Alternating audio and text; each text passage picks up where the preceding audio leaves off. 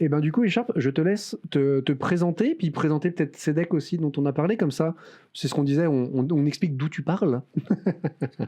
Ok, bonjour, moi c'est Echarpe, je ne stream pas depuis un placard à vêtements, contrairement à ce qui a été dit, non, je stream depuis ma ville, Lille, et je suis membre de Tzedek. Tzedek qui est un collectif juif décolonial, un collectif très très large dans lequel il y a des gens qui sont libéraux, orthodoxes, français, américains, européens, quelques personnes qui sont même israéliennes, etc. etc.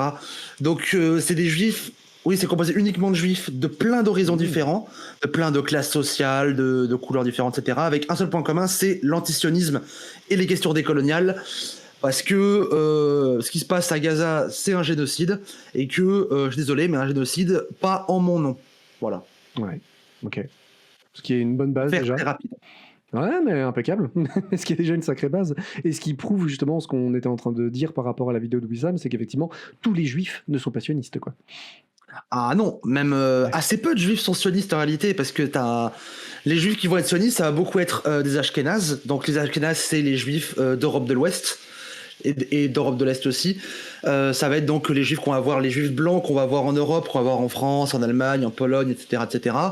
Mais la plupart des autres juifs, ils sont pas forcément sionistes parce qu'ils n'ont pas grand-chose à y gagner, hein. Les juifs qui viennent de Malaisie, les juifs d'Inde, les juifs d'Afrique, les juifs de Chine, Ouais. eux, ils sont pas accueillis à bras ouverts par le sionisme, même au contraire, on en reparlera peut-être, mais les juifs, notamment les juifs noirs, c'est très compliqué pour eux d'y vivre. Les Indiens aussi, ils se font buter dans tous les sens et tout, Wow. c'est très compliqué. On en reparlera peut-être à un moment, il y aura peut-être un point dessus, je pense. Ouais, bah on va essayer de suivre le magnifique fil conducteur que nous a fait Ouais. Vaïa. Toi, tu l'as aussi, hein, le document. Je l'ai sous les yeux. Impeccable. Et ben on va commencer avec la définition des termes. On va dire les termes ici, d'accord? Ah, allons-y, on va dire les termes. Alors, définir les termes. Qu'est-ce que C'est c'est toujours le compliqué sionisme? parce que ça dépend dans quel champ on se place, ça dépend à qui on demande. Genre là, définir sionisme, bah, il y avait une définition tout à l'heure qui disait un truc du genre, le sionisme, c'est la volonté d'établir un foyer national juif sur les terres les terres historiques de la Judée, de la terre promise, etc. Ouais. Alors c'est pas entièrement faux, c'est un peu vrai, mais si on veut rester un peu plus dans à l'origine ce que c'est le sionisme au départ, c'est l'idée selon laquelle il faut que les juifs ils aient un endroit à eux, un endroit full juif, pour qu'ils puissent s'organiser comme un État, pour pouvoir se défendre, avoir un havre de paix, etc. etc. Le sionisme, ça n'a pas toujours été en Palestine.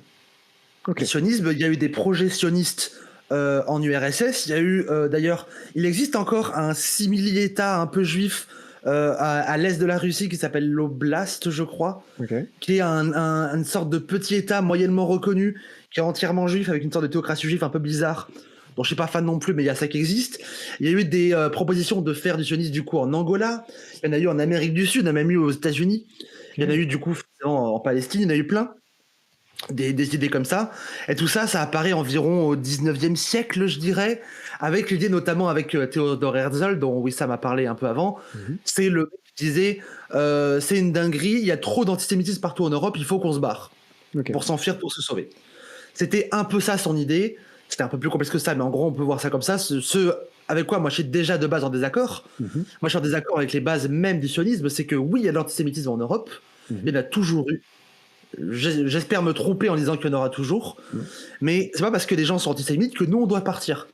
Ouais. Désolé, moi je suis né en France, j'ai grandi en France, j'ai vécu en France, j'ai toujours vécu en France. Je suis juive, vous me ferez pas partir de France. Mhm. Vous m'emmènerez pas ailleurs, je sais pas où, dans d'autres pays. Non, non, je suis là, je reste que ça vous plaise ou non. Et du coup, il n'y a pas moyen de me déporter, c'est mort. Et oui, j'utilise le mot déporter, c'est un peu fort, mais je le pense sincèrement. Ouais.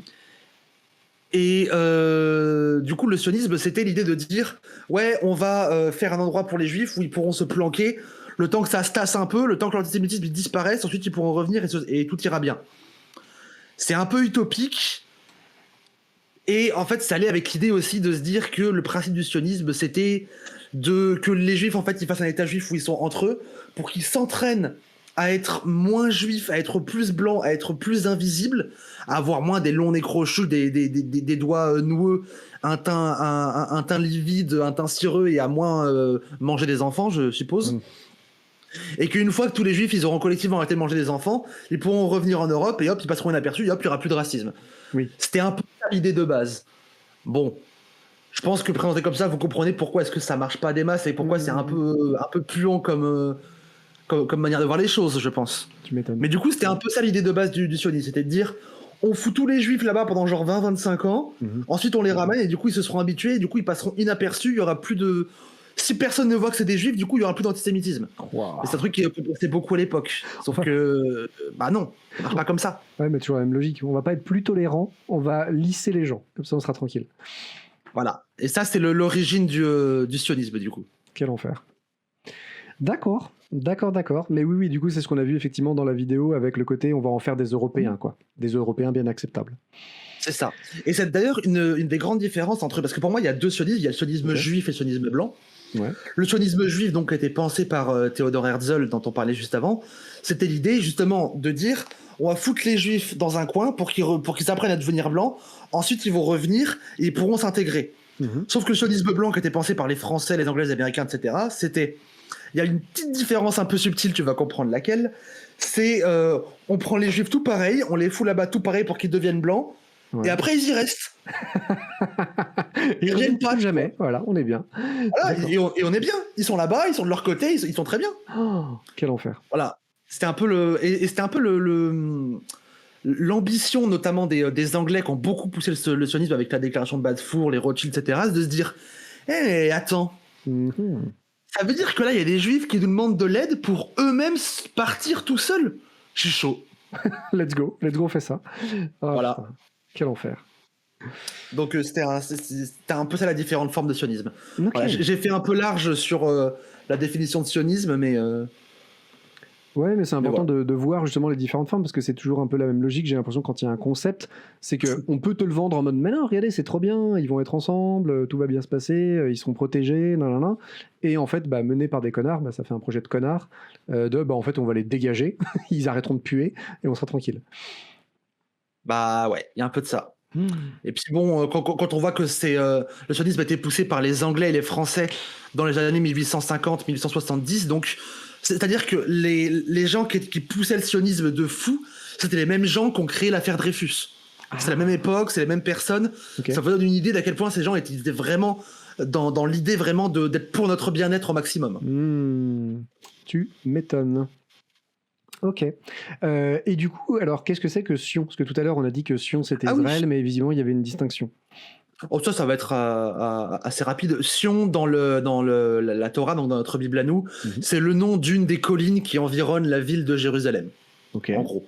Du coup, c'est pas Jérusalem, c'est pas Israël, c'est juste le nom d'une des collines. Et du coup, ça a été utilisé par figure de style pour parler aussi de la région à un certain moment, parce que le truc, c'est que le peuple juif, du coup, vivait effectivement là il y a, du coup, 5000 ans, je crois, entre 5 et 3000 ans. Okay. Entre 5 et 1000 ans avant, il vivait là. Et du coup, forcément, 3 millénaires, il y a eu plein de noms différents. Canaan, la Judée-Samarie, Israël, le royaume de Juda, etc., etc. Parce que là, on est sur, du coup, de l'histoire de l'Antiquité. Okay. Et le royaume de Sion a été un des noms de cette terre à un moment. Et donc, du coup, on a pris ce nom-là pour dire sionisme, parce que c'est quand même plus simple à dire sionisme que judée-samarisme. Oui, pour le coup, c'est plus court. Voilà. Ok, d'accord. Donc, c'était juste une simplification avec la montagne à côté. C'est ça, tout simplement. Très bien.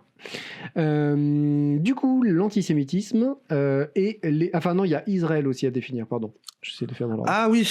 Alors oui, Israël, il y a un truc, plus qu'à définir, il y a un truc à différencier.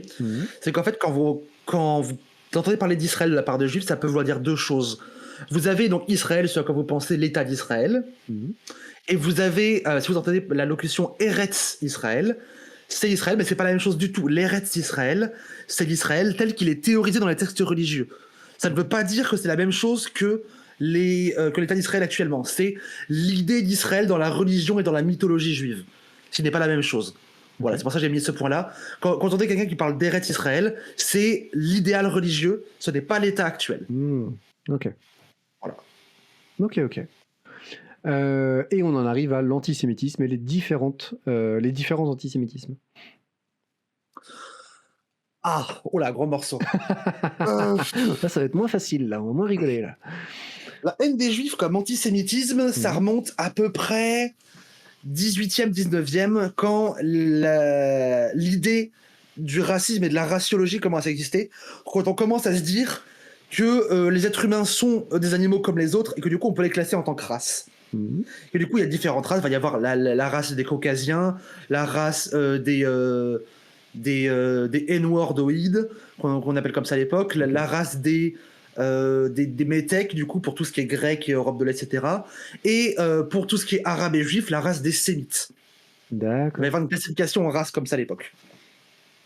Et du coup, le truc, c'est que les sémites, à l'époque, c'est les juifs, les musulmans, les arabes, les perses, les turcs. Tout ça, c'est dans la catégorie des sémites. Et à l'époque, c'est pas différencié, juifs et musulmans. Pour les gens en Europe, c'est pareil. C'est des gens un peu bizarres qui ils mangent pas de porc, ils sont chelous, ils sont circoncis, ils sont bizarres, ces gens-là. D'accord.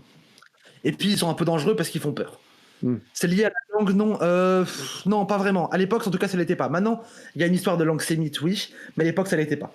Et donc, l'antisémitisme et la haine des juifs en tant que catégorie raciale, elle arrive après à cette époque-là. Avant, il y avait une haine des juifs sur des questions religieuses. Parce que avant, il y avait, donc surtout à partir du 15e, 16e siècle, il y a des grosses engueulades entre cathos et juifs à très haut niveau de l'État, où vous savez ce qu'on va avoir des disputes. Donc on va prendre un rabbin, on va lui dire toi viens devant un tribunal et fais un débat pour prouver que ta religion elle est vraie, genre quoi que ça veuille dire. Et du coup il se retrouve face à 12 théologiens chrétiens qui sont meilleurs que lui et face à un tribunal de chrétiens qui sont en mode t'as pas assez bien prouvé, donc du coup c'est une jurisprudence pour montrer par le droit que les juifs ont tort. Il y a eu beaucoup de ça pendant le 15e, 16e siècle. Et là, du coup, c'est le point culminant de ce qu'on appelle l'anti-judaïsme, donc la haine des juifs, mais en tant que peuple d'une religion. Là où l'antisémitisme, c'est une haine beaucoup plus raciale. Donc ça va être différent. Et la haine des juifs, elle va évoluer avec le temps. La première haine des juifs, je pense qu'on peut dire que c'est l'histoire très connue de Moïse, Pharaon, les 10 plaies d'Égypte, la mer Rouge, tout ça. Ouais. Si vous avez vu Le Prince d'Égypte de Disney, vous savez de quoi je parle, je pense. Ça, c'est la toute première haine des juifs, mais c'est pas vraiment de l'antisémitisme, parce qu'il n'y a pas une notion de race, il y a une notion de peuple religieux plutôt. C'est très différent. Alors qu'aujourd'hui, la haine des juifs, elle est assez peu sur des questions religieuses. L'histoire du peuple déicide, oui, ils ont tué Jésus, etc.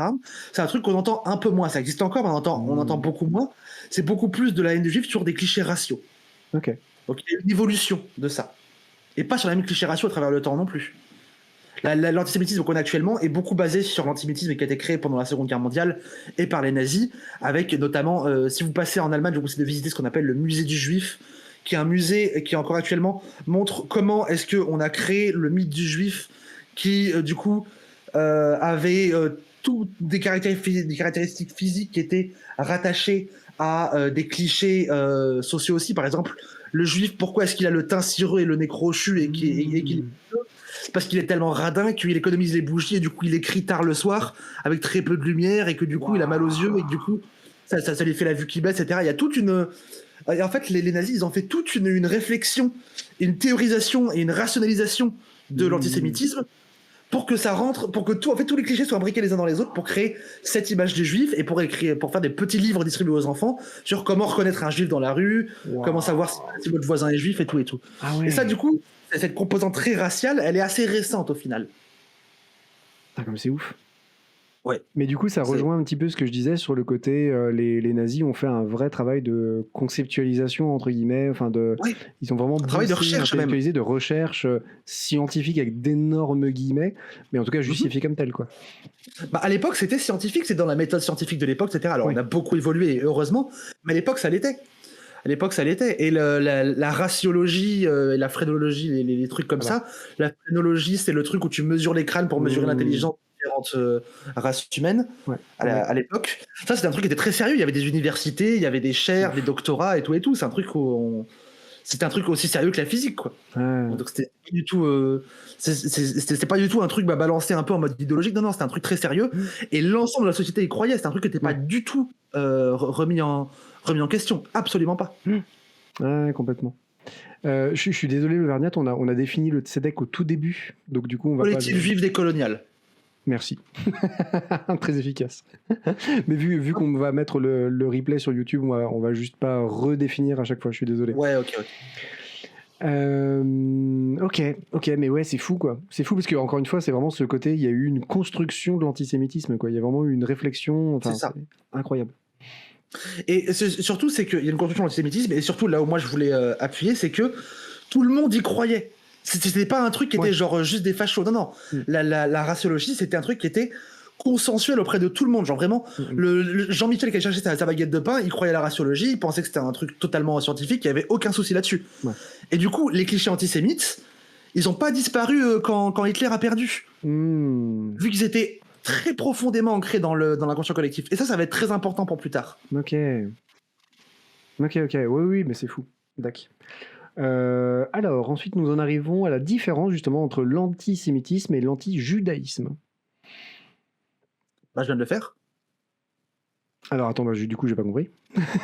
L'antisémitisme, c'est la haine des juifs sur une base raciale, donc de la race sémite. L'antijudaïsme, c'est une haine des juifs sur une base plus religieuse. D'accord, ok. Et c'est marrant parce que en fait, dès qu'on commence à avoir une haine plus raciale, ce concept de race qui arrive, c'est aussi le moment où la haine des juifs commence à prendre des proportions complètement folles. C'est que, par exemple, à l'époque du Moyen-Âge, du début du Moyen-Âge, l'antijudaïsme, du coup, il existait, il y avait une haine des juifs, mais dans l'ensemble, il y avait genre, il y allait avoir les gamins du village qui allaient jeter des pierres sur la boulangerie du juif du village. Ça pouvait arriver. Il pouvait y avoir des engueulades, ils se faisaient taper dessus, ça pouvait arriver. Mais il n'y avait pas une solution finale avec un plan d'extermination à grande échelle. Ça a commencé à arriver vers, du coup, l'époque de la Renaissance, vers la Renaissance espagnole, ce dont je parlais un peu dans le chat, ce qu'on appelle la Reconquista. C'est un moment, en fait, où l'Espagne était à moitié catholique vers le nord et à moitié musulmane vers le sud, ce qu'on appelle l'Andalousie. À un moment, il y a eu une conquête de toute l'Espagne par les cathos, par Isabelle et Ferdinand, donc les rois catholiques. Ils ont repris toute l'Espagne, ils ont dit l'Espagne devient catholique. Si vous êtes espagnol, vous êtes catholique. Et du coup, si vous voulez avoir des postes de pouvoir, si vous voulez avoir des droits, etc., il faut être catholique. Du coup, il y a plein de juifs qui se sont dit bon, moi, je suis pas ultra pieux, ultra croyant, je me convertis, ça peut leur faire plaisir et les faire un truc dans mon coin. C'est ce qu'on appelait du coup les conversos. Et du coup, ça a créé plein de juifs qui se sont convertis sans vraiment y croire et continuent à faire leur rite juif. Ça a créé des grosses engueulades, des gros dramas en gros chez les catholiques. Au point où Torquemada, donc le grand inquisiteur, a fini par dire bon, les juifs, vous nous cassez les couilles, je vous donne 3 ans pour quitter le territoire espagnol. Ok.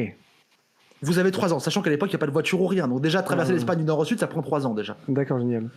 Donc vous avez 3 ans pour quitter le pays. Sachant que vous pouvez quitter le pays quasiment que par le nord, parce qu'au sud les bateaux, de toute façon en face on est en guerre, donc c'est compliqué.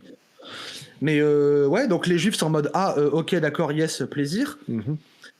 Donc le truc, c'est qu'il y a plein de juifs qui se disent bon, bah du coup, moi j'ai mon petit commerce, je vais essayer de le vendre et après, bah je vais me barrer, quoi. Sauf que il essaie de le vendre, une année personne l'achète, deuxième année personne l'achète, troisième année il y a un mec qui vient qui dit écoute mon petit pote, dans 6 mois tu te fais expulser du territoire et tu te retrouves au trou. Ton commerce là, soit je te le rachète maintenant à 10% de ta valeur, soit je te le rachète pas et dans 6 mois je viens le chercher. Waouh. Du coup, bah, le mec il dit bah j'ai pas le choix, ok, je rachète à 10% de sa valeur. Sauf que du coup, quand t'as en pas loin de 10% de la population qui revend des bâtiments et des commerces à 10% de la valeur, bah du coup t'as un énorme crash immobilier. Et du coup, ce qui se passe, c'est que les catholiques se disent putain, quand les juifs s'en vont, ils sont partis avec l'argent. Yes. Oui, parce que les juifs sont partis, il n'y a plus d'argent. Donc du coup, c'est aussi à partir de là qu'est venue l'idée que les juifs, ils ont autant d'argent. Il n'y a pas que le truc de les juifs qui font l'usure, il y a aussi ce truc-là qui a commencé à avoir des toutes petites graines du coup de haine raciale et qui petit à petit s'est amplifié jusqu'à la Seconde Guerre mondiale où du coup, enfin jusqu'au nazisme où vraiment ça a explosé et c'était l'Holocauste, la Shoah, la plus grande catastrophe que les juifs aient connue. D'accord, ok. Ouais, mais c'est ouf de revoir comme ça toute l'histoire et le cheminement en fait qui nous a amené jusque là, quoi. Et qui, en fait, aujourd'hui a créé même la situation d'aujourd'hui, parce que je pense qu'on va aussi en arriver après au conflit actuel, quoi. Et encore, là, j'allais très très vite. Hein. Là je t'ai résumé en quelques phrases 500 ans d'histoire. Ouais, tu m'étonnes. Merci à toi d'ailleurs, parce que ça va permettre d'avoir un condensé, une vision un peu globale sur le truc. Les tunnels, c'est ma passion. J'adore. Et alors justement, Vaya en fait posait la question parce que on parle souvent du peuple juif, mais c'est une religion, donc comment il pourrait y avoir à la fois un peuple et une religion et qu'est-ce que... tout ça? Alors, le judaïsme, c'est une religion qui est un peu particulière parce que c'est à la fois une religion, à la fois un peuple, à la fois une culture. C'est pas très très clair. Parce que le judaïsme a une particularité, c'est que c'est une religion qui n'est pas prosélyte. C'est une religion, Ouais. c'est une religion qui va pas venir vous voir pour vous dire, hey, viens, tu te convertis, tu viens chez nous. Ok. Ça se fait pas. Et d'ailleurs, si quelqu'un le fait, c'est très très très très très mal vu. Ok. Pour vous donner un exemple, c'est que nous, on a ce qu'on appelle les 613 mitzvot. Donc, on a 613 commandements, 613 obligations et interdits. C'est en gros nos lois religieuses. Mhm.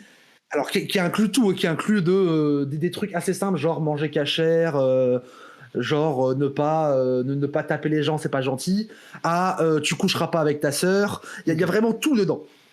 Tout ça condensé en 613 lois. Et dans les 613 lois, il y en a une trentaine qui sont sur tu ne seras pas missionnaire, tu ne convertiras pas des gens. Si les gens veulent se convertir, ils peuvent, mais ils viennent, ils doivent montrer patte blanche. Genre vraiment, on ne convertit pas. Si quelqu'un est missionnaire, tu n'as pas le droit de prendre sa défense dans un tribunal. Si quelqu'un est missionnaire, tu n'as pas le droit de lui donner asile. Enfin, c'est vraiment un truc. Dans nos 613 lois, il y en a 30 pour condamner le fait de faire du prosélytisme. Donc nous, c'est un truc qu'on fait pas du tout, le prosélytisme. Ce qui est déjà assez unique par rapport à beaucoup de religions. Bah oui, oui. Il y a un autre truc aussi, c'est que on a une vision de la religion qui est comment dire, qui a un lignage. C'est que pour nous, la généalogie est très importante. C'est-à-dire que par exemple, moi, Écharpe, je suis une juive de la tribu de Siméon, donc une des 12 tribus d'Israël, il y a 5000 ans. Et donc, je sais à quelle tribu j'appartiens, à quel groupe de juifs, entre guillemets, j'appartiens, Ok. parce qu'il y a une généalogie non-stop depuis il y a 5000 ans jusque maintenant. Alors, il y a peut-être des erreurs dans le tas, hein, c'est possible, Mhm. mais dans l'idée, il y a ça. Et ça, c'est très important pour nous. Il y a un rapport à la famille qui est très important, au lignage. Et c'est pour ça qu'on dit que le judaïsme, il se transmet souvent par la mère. Ouais. Parce que, un truc très simple, pourquoi ça ne se transmet pas par le père? Parce que on n'est jamais vraiment sûr à 1 milliard de pourcents de qui est le père d'un enfant. Par contre, la mère, ça se voit quand même à un moment. Oui. Il y a des preuves. Donc, c'est pour ça que ça se transmet par la mère. Parce que là, au moins, on est sûr de lignage. Donc, ça, c'est aussi important pour nous. Et c'est pour ça que y a le côté, genre, on est un peuple. Parce qu'à l'origine, on est un peuple. La formule, c'est dire qu'on est les enfants d'Abraham. Abraham, qui est le premier juif, parce que c'est le premier qui a fait le pacte avec Adonai, avec l'Éternel, avec donc notre Dieu à nous, pour devenir le premier juif, et tout le monde est censé être ses enfants. Donc oui, il y a théoriquement un peuple. Après, le truc, c'est que ce peuple, il s'est divisé en différents groupes, différentes tribus. J'ai parlé des 12 tribus d'Israël. Il y a 12 tribus d'Israël. Il y a potentiellement aussi ce qu'on appelle les tribus perdues. On ne sait pas, on n'est pas sûr. Les archéologues qui discutent de ça. Mais du coup, tous ces groupes-là, en fait, se sont tellement éloignés à travers l'histoire qu'ils sont maintenant extrêmement différents. Entre la manière de moi qui suis du coup juive ashkénaze en France, dans le nord de la France aujourd'hui, descendant d'une famille juive anglaise, et des falachas du coup qui sont des juifs éthiopiens qui du coup se sont séparés d'autres juifs il y a quasiment 4000 ans, ça n'a plus rien à voir. Mais même nos voisins les plus proches, donc les juifs séfarades, donc les juifs d'Afrique du Nord et d'Espagne du Sud, qui sont nos voisins les plus proches, vous rentrez dans une synagogue des juifs séfarades, ça ressemble à une mosquée. Ok.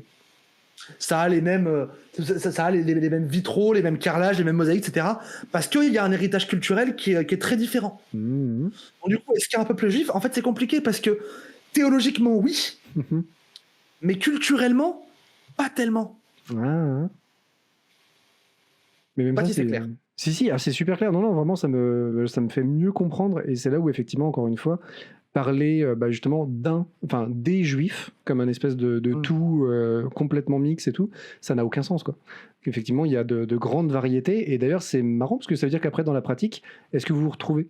Est-ce que si tu vas chez des falachas, toi, t'es en mode. Ça dépend à l'aise? sur quoi. Ok. Il y a des choses sur lesquelles on peut se retrouver. Oui, mais il y a certaines choses où on n'est pas du tout en accord. Par exemple, moi, je sais que les falachas, il y a des choses qu'ils font, de la manière dont ils ont le pratiquer, qui, moi, me révoltent. Ok. C'est que, par un des trucs qui sont, pour moi, fondamentaux dans le judaïsme, c'est... Vous connaissez un peu l'histoire de l'Arche d'Alliance, je pense. Si vous avez vu Indiana Jones, vous avez un peu 2-3 bases. L'Arche d'Alliance, qui est l'endroit où sont stockés les 10 commandements qui ont été brisés par Moïse, une arche perdue, complètement perdue à tout jamais, etc. Les falachas, eux, considèrent que l'Arche d'Alliance, elle n'est pas perdue et que c'est eux qui l'ont et qui l'ont cachée. Ah oui, par exemple. Ok, d'accord. C'est une différence théologique qui est très forte. Moi, je considère que c'est aberrant qu'ils ne devraient pas dire ça et que c'est revenir à l'encontre des principes même du judaïsme, mais eux, ils sont juifs, je ne peux pas leur enlever. Ils croient ça, et du coup, c'est une manière de pratiquer le judaïsme qui est très différente. J'avoue. Mais après, si je vais chez eux et que je vais faire un Shabbat avec eux et que je vais manger avec eux, on aura la même cache-route, on va manger les mêmes choses, Ok. on aura les mêmes interdits alimentaires. Ok. Donc on va avoir des gros points de désaccord, des points de désaccord terribles qui ont parfois motivé des guerres. Hein, parce Ok. que là, du coup, je parle du peuple juif, mais même à l'époque où les juifs vivaient du coup en Palestine, où il y avait le royaume de Juda, le royaume de Canaan, etc., Juda et Israël, c'était les deux gros royaumes juifs, ils étaient en guerre permanente. Ok. Il y avait des massacres, des guerres terribles. Mais on a quand même un point commun, on est tous enfants d'Abraham, on est tous des enfants du coup de la Torah et du Talmud, et on a quand même des points communs là-dessus. Ok. Et du coup, elle est où l'Arche d'Alliance? Bah, si vous me demandez à moi et à la majorité des Juifs, ils vont vous dire elle est perdue. Si vous demandez au Falacha, ils vont dire elle est chez nous dans une église spéciale. Ok. Attends, c'est ouf. Hop, j'en profite pour noter une petite question. Mais justement, alors après, pour faire un peu plus de détails sur les différences, il y avait noté, alors je vais très mal le prononcer, Ishuv et Falacha. Le Yishouf. Ah oui. Ok. Et les Falacha, les grands perdants du sionisme. C'est ce que tu expliquais un petit peu tout à l'heure. Ouais. Les Falachas, en fait, c'est vraiment les Yishouf, les Cookies et les Falachas sont les trois tribus les plus grandes perdantes du sionisme. Ok. Ce sont trois tribus différentes. Déjà, je vais expliquer ce que c'est. Le Falacha, donc on l'a dit, c'est les Juifs éthiopiens, qu'on appelle aussi les Bêta Israël. Parce que il y a dans l'idée que du coup, eux, c'est une des plus grandes tribus perdues d'Israël. Donc une tribu autre de l'époque de l'ancien Israël, donc il y a 5000 ans, dont on aurait perdu la trace et dont on commence à retrouver la trace maintenant. Ok. Ça, c'est les Falachas donc, qui vivaient en Éthiopie et qui maintenant sont, la majorité, soit en Israël, soit encore en Éthiopie. Les Cookies, c'est des Juifs qui vivent dans le Maripur, donc un État semi-autonome à la frontière entre l'Inde et le Pakistan, je crois. J'ai un doute, je vais vérifier le Maripur. Maripur frontière. Je trouve plus. Bon, c'est pas grave. C'est pas grave. À la frontière entre l'Inde et... je crois que c'est le Pakistan. Donne-moi juste une seconde. Je t'en prie, sur la géographie, c'est pas moi qui vais te reprendre, de toute façon. C'est dans le Bengale occidental, ouais. Ouais, je crois que c'est ça. Les cookies. Alors, c'est écrit pas comme les gâteaux. C'est cookies, K-U-K-I-S. Ok. Mais et du coup, c'est une communauté juive qui est ultra discriminée du coup dans cette région-là, qui ont vraiment genre 3 collines où ils sont retranchés en mode guérilla, ils se font taper dessus par l'armée indienne, c'est un enfer. Et le vieux Yishouf, du coup, c'est encore autre chose. Le vieux Yishouf, ça désigne comment dire, le Yishouf tout court déjà, ça désigne les Juifs qui vivaient en Palestine avant la création de l'État d'Israël. Et parmi ce Yishouf, donc, le vieux Yishouf, c'est ceux qui vivaient en Palestine avant même l'existence du sionisme. Ok. En gros, les Juifs vivaient en Palestine il y a 5000 ans. Ils sont partis lors de la chute du deuxième temple de Salomon, donc en 70 après Jésus-Christ, quand les Romains ont massacré les Juifs, pas longtemps après l'époque où il y avait Jésus à peu près. Ils ont détruit le temple de Salomon, qui était le lieu saint des Juifs. Ils ont dit, bah, cet endroit, du coup, c'est plus la Judée, c'est plus la Samarie, ça devient une province romaine, ça devient tac. Les Juifs sont partis en exil partout dans le monde. Et il y a certains Juifs qui, eux, ils ont dit, non, on part pas, on reste. Et ça, c'est ce qu'on a appelé les Yishouf. Ok. C'est donc le vieux Yishouf. Et eux aussi, du coup, ils sont des grands perdants du sionisme. Les trois ont été des grands perdants du sionisme pour des raisons différentes. Les Falachas, ils ont été perdants du sionisme parce que Israël leur a dit, venez chez nous, vous êtes juifs, vous inquiétez pas, il n'y a pas de souci. Bon, déjà, ils ont commencé à dire ça à partir d'environ 75 ou 77, je sais plus, donc quasiment 30 ans après que l'État d'Israël ait existé. Donc ils ont mis 30 ans à connaître leur judéité. Ensuite, ils leur ont dit, ouais, venez chez nous, il n'y a pas de souci, etc. Et une fois qu'ils sont venus, du coup, les Falachas qui sont des juifs noirs, Israël les a pris, les a foutus aux tâches les plus terribles, à genre nettoyer les chaussées, à passer balai à des heures pas possibles. Et ils leur ont pas donné de maison. Du coup, tous ces gens-là étaient SDF et ils faisaient des tafs affreux. Du coup, il y a eu beaucoup de mortalité. Je crois qu'on a perdu les 2/3 des Falachas qui ont émigré en Israël. Maintenant, ça va un peu mieux. Ils ont enfin droit d'avoir des maisons. Ils sont dans des colonies, hein. Mais c'était l'enfer. Donc les Falachas, ils se sont fait bien avoir par Israël aussi. Ils en gardent un sentiment un peu doux amer, tu vois, du coup. Tu m'étonnes. Les cookies, eux, c'est encore différent. Donc ça, c'est les juifs indiens. Eux, Israël leur a dit, ouais, venez chez nous, vous serez, y a pas de souci, venez chez nous. Sauf que dès qu'ils sont venus chez eux, Israël leur a dit, mais attendez, vous, du coup, vous êtes des juifs soldats habitués à la guérilla. Ouais. Vous êtes forts. Ok, tous en première ligne dans l'armée. Et du coup, il y en a la moitié qui se sont fait tuer lors des affrontements avec sur la Palestine ou les autres guerres qu'il y a pu y avoir autour. Ok. Donc eux, ils sont fait baiser aussi. Ah, Et le vieux Yishuv, ça c'est encore pire que tout. Le vieux Yishuv, c'est que quand il a commencé à avoir l'immigration sioniste, il y a d'autres juifs qui sont venus, qui les ont supplantés, qui les ont remplacés et quand même détourné les fonds dont vivait le vieux Yishuv pour construire d'autres trucs. Et le vieux Yishuv, du coup, petit à petit, s'est flétri et a commencé à mourir culturellement. Et du coup, aujourd'hui, il ne reste plus que une famille dans une maison, qui est quelque part, du coup, en Palestine, je ne dirais pas où. ok. Il n'en reste plus qu'une qui est planquée. Et tout le reste du vieux Yishuv a disparu, alors que le vieux Yishuv, moi, c'est ma communauté juive préférée. C'est un peu mon modèle, entre guillemets. Ok. Je travaille beaucoup dessus. D'ailleurs, j'ai une vidéo qui sortira là-dessus normalement dans un mois ou deux, Ok, excellent. si tout se passe bien, sur l'histoire du vieux Yishuv. Le vieux Yishuv, c'était... faut vraiment les penser comme c'était l'avant-garde spirituelle des Juifs. C'est-à-dire c'est des gens qui ne travaillaient pas, qui étaient restés dans la terre promise et qui passaient leur journée à produire du savoir scientifique, théologique, tout ce que vous voulez. Ok. Ah, vraiment, ils passaient leur journée à faire ça. Et il y avait toute la diaspora des Juifs du monde entier qui leur envoyait de l'argent pour les soutenir. Wow. Avant, ça marchait comme ça. C'était un Incroyable. truc magnifique. Vraiment, j'en ai des frissons rien d'y repenser. Ah, Imaginez vraiment genre une dizaine de milliers de Juifs répartis un peu partout sur la terre promise, qui, dans des sortes de petites synagogues, dans des sortes de petites écoles rabbiniques, qui produisaient du savoir religieux, qui produisaient du savoir scientifique, du savoir poétique, qui produisaient plein de choses, et qui étaient juste subventionnés par du mécénat à travers le monde. incroyable. Le sionisme a fait disparaître complètement ça n'existe plus, et la moitié de leurs créations sont maintenant complètement perdues. Waouh. Ah oui, d'accord, d'accord. Donc oui, le sionisme en fait a déjà eu un impact aujourd'hui sur les juifs et sur différentes communautés, quoi. Et ça, je pourrais jamais leur pardonner. Oui, oui, mais du coup, je comprends. Ok. C'est beaucoup d'exemples, pas de sources, ça commence à me déranger. Je pensais que ce serait une discussion et pas juste susciter des émotions autour d'un sujet. Je peux donner des sources si tu veux. Il n'y a aucun souci. Il n'y a aucun souci. Est-ce que peut-être je balance un gros truc de source à la fin? Ah, mais tu peux, carrément, ouais. Parce que en fait, tu aurais un lien avec différentes sources et tout. En fait, pour le truc du vieux Yishuv, je vais juste reprendre ma biographie de ma vidéo et je vais la foutre dans un PDF et vous l'envoyer si vous voulez. Ouais, ouais, Parce que carrément, j'ai- mais même des ah, j'ai liens des vers tes pages de vidéos sourcées et tout, carrément. Hein. Ouais, pas de souci. Mais tu fais Donc, bien, Aline, hein, de préciser, parce qu'effectivement, tu connais pas forcément Echarpe et tu te retrouves avec un discours très construit, posé et tout. Demander les sources, c'est tout à fait légitime, il n'y a pas de problème. Pour le vieux Yishuv, je base beaucoup sur parce que j'ai beaucoup lu du coup des historiens musulmans et chrétiens Mhm. qui autour du 8, 9, 10e siècle, donc pas longtemps, autour à peu près des croisades, qui ont fait beaucoup de pèlerinages là-bas et ont beaucoup documenté la vie qui était sur place auprès du Yishuv Ok. et de comment ça se passait. Et d'ailleurs, c'est très intéressant. Moi, c'est aussi pour ça que ça m'intéresse, c'est que ce que ça montre quand on s'intéresse à l'histoire du Yishuv, c'est que à l'époque, la cohabitation juif-arabe, Mhm. elle se faisait sans trop de soucis. Ok. Et ça, c'est assez intéressant, parce que ça tord le coup à une idée reçue qu'on entend souvent, comme quoi les Juifs et les Arabes sont des ennemis de toujours, que les Juifs sont antisémites, que les Arabes sont islamophobes. Mhm. Attends, non, l'inverse, que les Arabes sont antisémites, que les Juifs Oui. sont islamophobes, etc., etc. Alors que quand on regarde comment se passait la cohabitation entre Juifs et Arabes avant que les Blancs viennent foutre leur nez, bah c'est pas ça qui se passait. Hein, finalement. Ok. Il y a des historiens qui disent que quand ils sont passés avant les croisades, qu'il y avait des villes juives, des villes musulmanes, des villes arabes, et que dans l'ensemble, ça se mélangeait pas énormément. Il y avait des fois où ça se fritait, que il y avait un historien musulman qui disait putain, ça casse les couilles quand on est musulman, qu'on fait Ramadan, il y a rien à bouffer le soir dans les villes juives, ils nous font chier. Ok. Mais que à part ça, il n'y a pas grand problème en réalité.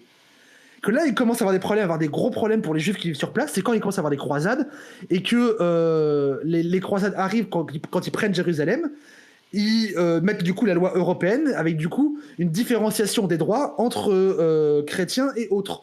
Que du coup les juifs perdent leurs droits. Et quand Saladin arrive à reconquérir Jérusalem, il rétablit le statut légal privilégié des juifs pour leur donner le droit, entre autres le droit légal, d'accéder à travers les frontières à leur lieu saint au sein même de Jérusalem.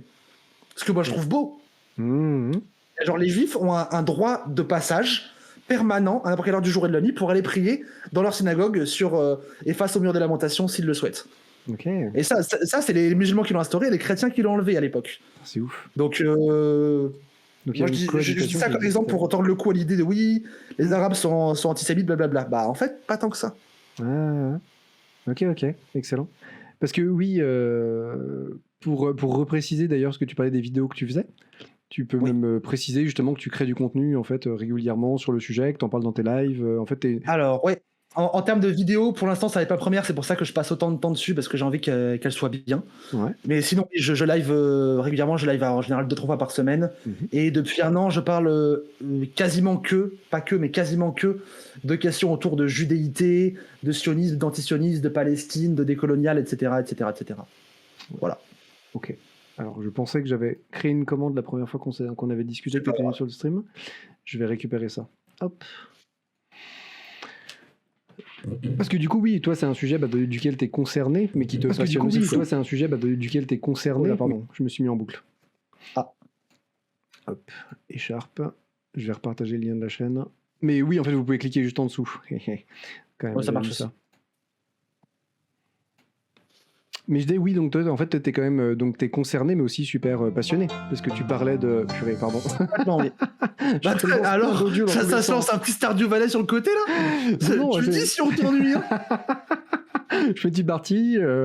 Bah non, c'est une vidéo de chez toi en plus, ça. Regardez ce stream. Ah ouais. Ouais, c'est un replay. Tu fais du Stardew Valley aussi. Ouais, ah oui, j'ai fait ça hier parce que j'étais malade. Du coup, je m'ennuyais. Du coup, j'ai lancé un Stardew Valley. Mais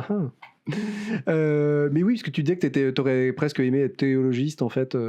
Et être intéressé oui, à ce sujet, quoi. Moi, je sais que. Alors, moi, j'ai un rapport à. Maintenant, ça va mieux, mais j'ai un rapport assez conflictuel avec la religion parce que dans ma famille, c'est pas toujours simple, la religion. Parce que, disons que mon arrière-grand-mère a changé de nom pour échapper au camp. Ok. Pour la Seconde Guerre mondiale. Et qu'elle a réussi à changer de nom et à échapper au camp complètement. Et du coup, pendant longtemps dans ma famille, il y avait l'idée que si grand-maman a réussi à ce qu'on ne sache pas qu'elle est juive, on va continuer dans cette lancée pour se protéger et pour respecter les sacrifices qu'elle a faits. Ok.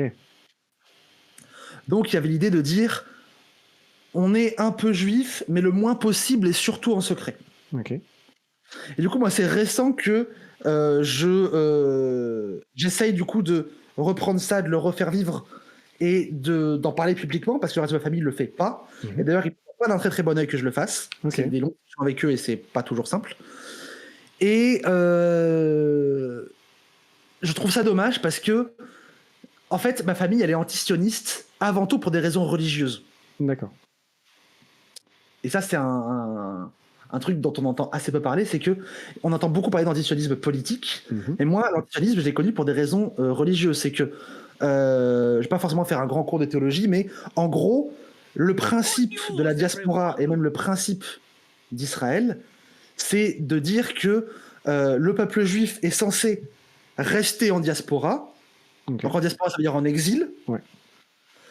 Tant qu'on n'a pas de nouveau Messie, de nouveaux prophètes qui pourra nous guider vers un nouvel Israël. Au niveau religion pure, c'est ça. Et du coup, le truc, c'est que là, l'État d'Israël, il n'y a toujours pas de Messie. Enfin, genre, on le saurait. Il y a une liste de critères dans les textes pour dire le Messie, quand il arrivera, il fera ça, ça, ça, ça, ça. Il y aura tel signe d'annonciateur. On n'y est clairement pas. Le premier signe d'annonciateur, c'est une paix mondiale généralisée. Autant dire qu'on n'est clairement pas dedans. Bon. Oui, on attend. Très bien. Et du coup, ma famille était en mode Israël, c'est une banane, c'est une carotte, c'est tout le truc du potager que tu veux. Parce que c'est des Anglais qui ont voulu faire notre terre promise, mais je suis désolé, la terre promise, nous, elle doit être de la part du Messie, sinon de Dieu lui-même, pas de la part des Anglais. Donc l'opposition, elle venait de là aussi. Et il y a une opposition qui était aussi double, qui est que, je vais raconter une petite anecdote sur ma famille. Imaginez-vous, regardez le chat, fermez les yeux, imaginez-vous, espace mental. Vous êtes dans la campagne de la vallée du Rhône, entre l'Ain et l'Ardèche, si vous vous situez. Vous êtes du coup en 1944-45. C'est la fin de la guerre, c'est la fin de la Seconde Guerre mondiale. Vous vous êtes caché du coup pendant 5 ans. Vous avez réussi à vous planquer. Les 2/3, si ce n'est plus, de votre famille est parti au camp. Vous ne savez pas s'ils vont revenir. Vous ne savez même pas à l'époque qu'ils sont tous morts. Vous n'êtes pas au courant. Ils sont juste partis. Vous êtes au courant qu'il y en a une partie qui sont morts. Vous ne savez pas qui. Vous êtes planqué, c'est-à-dire que vous voyez des gens peut-être une fois par semaine qui vous apportent des vivres. Il n'y a pas d'internet. Il n'y a pas de télé. La radio, la moitié des stations radio sont pétées, l'autre moitié est hors du pouvoir, on comprend pas très bien ce qu'ils disent. La moitié est dans une langue que vous parlez même pas. Les journaux sont à la solde du pouvoir, et quand vous les avez facile 2 mois de retard. Et là, vous avez un mec de la police française, le même qui a déporté toute votre famille, qui vient voir, qui dit hey, vous les juifs, venez avec moi, vous inquiétez pas, la guerre est terminée, on va vous foutre sur un bateau, vous aurez, voilà, vous envoyer à l'autre bout du monde, mais t'inquiète, c'est pas une déportation. Comment est-ce que vous allez réagir? Réponse A, vous allez dire oui monsieur l'agent, pas de souci, je saute avec vous, je vous fais un café au passage, j'ai aucune raison d'avoir des doutes. Réponse B, vous allez dire ça pue, je retourne me planquer dans ma forêt. Ouais. Ouais, non, j'avoue, effectivement. Sacrément tendu. Voilà. Mais c'est l'antisionisme de famille vient de là au départ. Ok, bah ouais, tu m'étonnes. Mais en fait, c'est même fou qu'ils aient réussi à construire un État d'Israël, en fait. Bah, en fait, ceux qui ont construit l'État d'Israël, c'est pas les Juifs, c'est majoritairement les Anglais. Parce qu'avant l'État d'Israël, il y avait ce qu'on appelait le protectorat britannique, qui est une forme de colonisation de l'endroit, parce que les Anglais, ils aimaient bien avoir un petit pied à terre sur l'endroit, parce que à côté, il y a un petit truc un petit peu intéressant économiquement qui s'appelle le canal de Suez. C'est-à-dire que, en gros, tu contrôles la région, tu contrôles l'intégralité du transport fluvial entre l'Europe et l'Asie. Ça fait un petit peu d'argent. Ouais. Donc du coup, les Anglais, dès qu'ils ont pu avoir une raison un peu légitime d'aller envahir la région via justement les sionistes comme Herzl, etc., ils l'ont fait. Ils l'ont fait direct. D'autant plus qu'au départ, c'est des Juifs qui leur demandaient, c'est les Rothschild notamment, qu'on fait le sionisme au début. Et du coup, ils ont dit, bah let's go. Il y a des Juifs qui nous demandent d'envahir cet endroit-là, donc on peut dire que c'est pour eux, pour les aider, on peut passer pour des gens un peu progressistes, et en plus on récupère tout l'argent. Donc ils l'ont fait. Quand ça a commencé à être vraiment la merde, du coup, en Palestine, vers 45, 46, 47, et que ça leur coûtait plus cher que ce que ça leur rapportait, ils ont dit oh là, on se désengage de tout ça, c'est bizarre. Du coup, ils ont dit ouais, vas-y, on fait un plan de partage avec l'ONU, on fait un État d'Israël, on fait d'autres trucs, on se débrouille, on fait autre chose, je m'en fous, mais c'est plus nous. Bon, au final, c'était quand même eux parce que les zones qui sont placées sous juridiction internationale, ils avaient quand même un peu leur base militaire dedans. Mais c'est les Anglais qui ont créé en fait l'État d'Israël majoritairement, et les Français aussi, mais majoritairement les Anglais. C'est pas des Juifs les Anglais, c'est la couronne royale britannique, c'est des Anglicans, c'est des protestants, c'est des blancs, c'est pas des Juifs, c'est pas nous qui l'avons créé. Nous, on nous y a rattaché de gré ou de force. Et c'est pour ça que le truc, c'est que aussi, c'est une des 1000 raisons pour lesquelles peut-on être antisioniste sans être antisémite? Moi, j'ai envie de dire, peut-on être sioniste sans être antisémite quand on connaît toute cette histoire?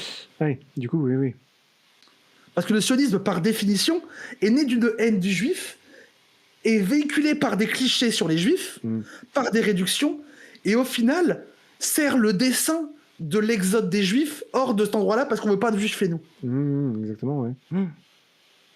Mais le fait est que du coup, ça a pris, parce que le gouvernement actuel se dit juif, etc. Oui, bah ça n'a pas toujours été le cas, ça d'ailleurs. Ok. Ça n'a pas toujours été le cas. C'est que l'État d'Israël, c'est 1947, le plan de partage de l'ONU. Avant ça, c'était pas du tout un gouvernement juif. D'ailleurs, c'était un peu marrant, c'est qu'avant ça, donc c'était un protectorat anglais. Et les milices juives d'extrême droite, ils étaient hyper vénères que l'État ne soit pas juif. Et du coup, il y avait des attentats en Palestine, du coup, de juifs contre le gouvernement anglais, de la lutte armée, etc., pour buter les Anglais en mode rendez l'État juif, l'État il est à juif, il est à nous. Donc ça n'a pas toujours été le cas que l'État soit juif. Et quand on regarde dans les faits, est-ce que l'État est si juif que ça? Je suis désolé, mais les services publics, ils sont ouverts le jour du Shabbat. T'es pas obligé de manger cachère. Il y a, tu peux vendre du porc sans souci dans l'État d'Israël. L'État d'Israël, quand il fait il y a eu plusieurs fois où sur Twitter, il faisait des références à Jésus. Est-ce que l'État est si juif que ça? Moi, je suis pas sûr. Mais il se revendique. La Gay Pride à Tel Aviv, oui, la Gay Pride, c'est un truc qui est. Alors, le fait d'être gay, moi, je suis persuadé que c'est pas incompatible avec le judaïsme, absolument pas. Par contre, l'idée d'une Pride, c'est pas dans notre culture. Une manifestation pour se rendre visible, nous, c'est pas comme ça qu'on fonctionne. Donc, est-ce que c'est tant un État juif que ça? Moi, je suis pas sûr. Mais en tout cas, il se revendique comme tel. Parce que dans l'idée, là, c'est un État qui est rattaché à la religion, contrairement en France. Bah. Oui et non, c'est que c'est un État qui est quand même la majorité des institutions qui sont laïques. T'as pas moins de droits quand t'es israélien, mais que t'es pas pratiquant, par exemple. Israélien converti à autre chose, t'as pas moins de droits. Par contre, quand t'es palestinien, là, t'as moins de droits, t'as des passeports de différentes couleurs et tout. Aïe. Ça, c'est plus compliqué, par contre.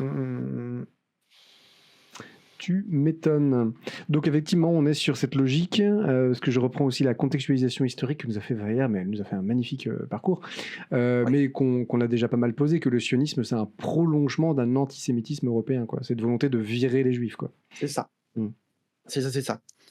Est-ce qu'il revendique le judaïsme comme religion officielle d'État ? Bah, il n'y a pas d'idée de religion d'État, parce qu'en fait, Israël, c'est un pays européen.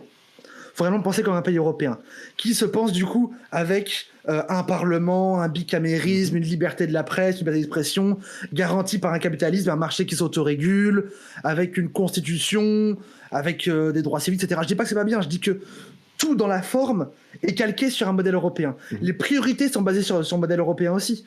Le fait que, qu'est-ce qui fait qu'à leur sens, c'est 1000 fois plus important d'avoir une gay pride à Tel Aviv que d'avoir le droit de prier pour les musulmans.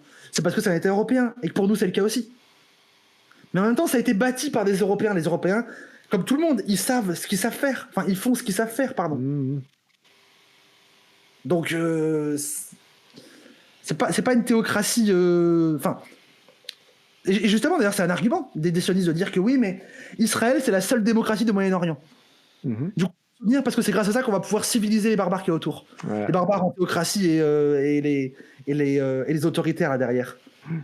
On entend ça souvent. Oui, bah complètement, parce qu'on avait retrouvé pareil dans le discours un petit peu, enfin qu'on avait vu dans la vidéo, etc., ce côté un État européen pour civiliser et tout ça.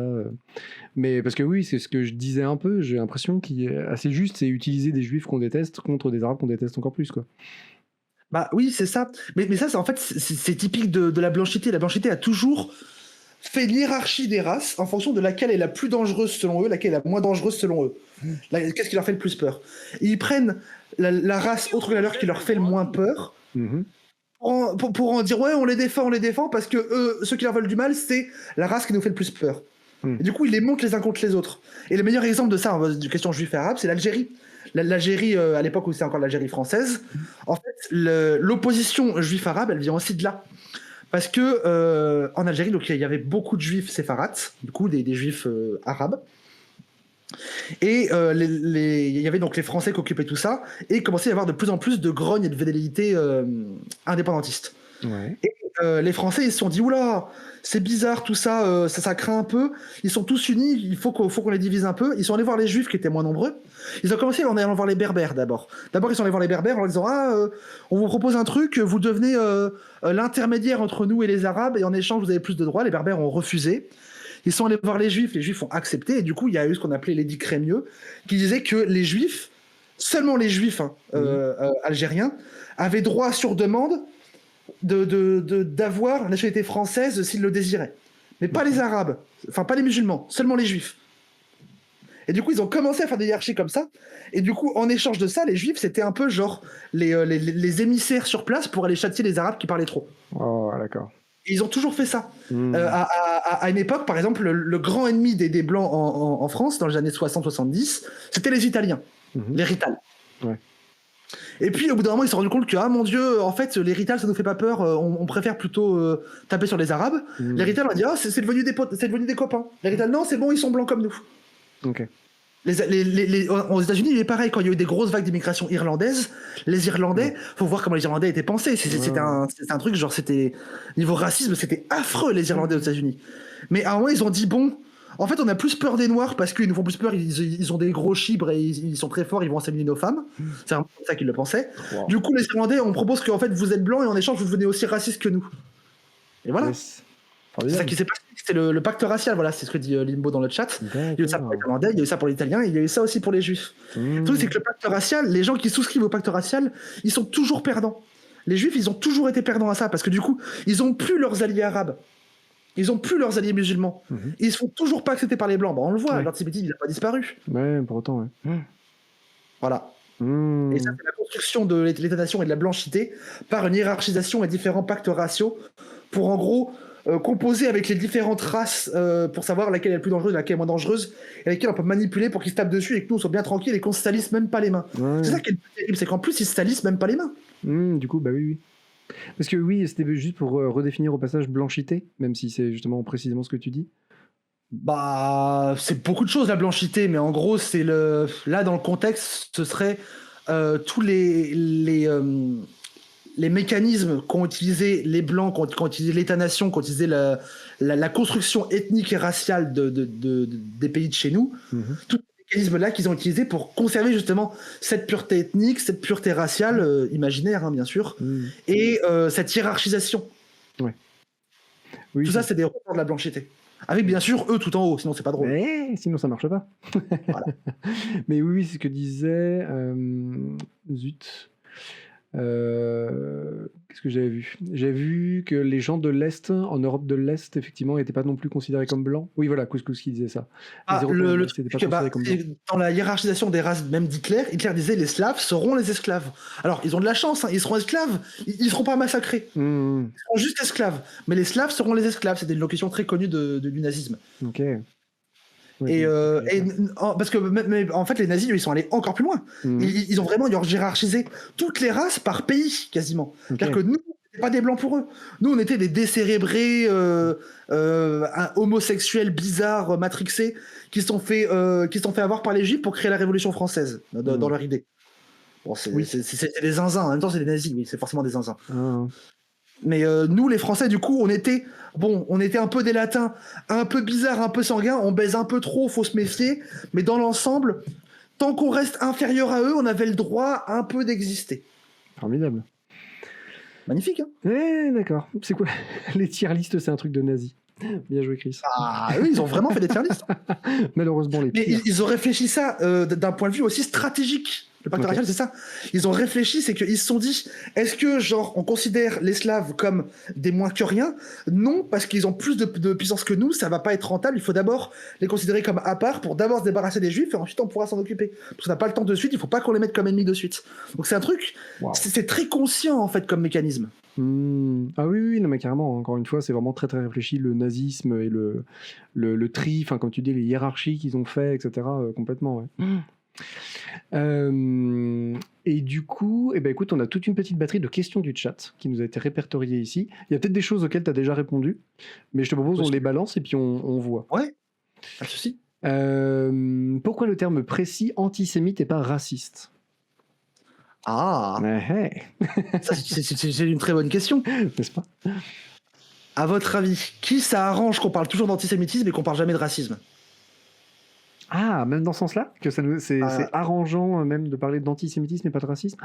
Oui, parce que en fait le truc c'est que le problème c'est que si jamais tu différencies pas les deux, c'est que si tu considères juste l'antisémitisme comme juste un racisme parmi d'autres, ni plus ni moins, c'est que du coup tu peux pas faire le truc de hiérarchiser les différentes races et dire ouais nous on est pour les juifs, on est contre l'antisémitisme, mais jamais on va se battre pour les droits des musulmans. Ok, oui, c'est en fait le truc c'est qu'en différenciant les races, en différenciant qui tu soutiens, t'es obligé de différencier aussi quel combat tu soutiens et quel combat tu ne soutiens pas. Waouh. Bah oui. Donc il y a une logique là-dedans aussi. Ouais. Et d'ailleurs, c'est marrant, c'est que même quand vous voyez la LICRA ou le RA ou des trucs comme ça, des assos comme ça, c'est toujours contre le racisme et l'antisémitisme, comme si c'était différent. Non. Mais c'est parce que dans leur tête, les juifs et les arabes, c'est différent. Les juifs, ils sont respectables, les arabes, bon, c'est plus compliqué. Ok. Purée. D'accord, ok. Donc en fait, dans l'absolu, toi, tu dirais qu'il vaut mieux dire que c'est du racisme. C'est un racisme. De la manière que là, je crois qu'on dit la négrophobie pour le racisme des Noirs. Il me semble que c'est pas N-word de dire ça. Okay. C'est le cas, je m'en excuse. L'islamophobie pour le racisme envers les musulmans. La sinophobie pour le racisme envers les Chinois. L'antisémitisme pour les Juifs, etc., etc., etc. Et ça arrange qui tout ça? Ça arrange les racistes, les blancs. Ouais.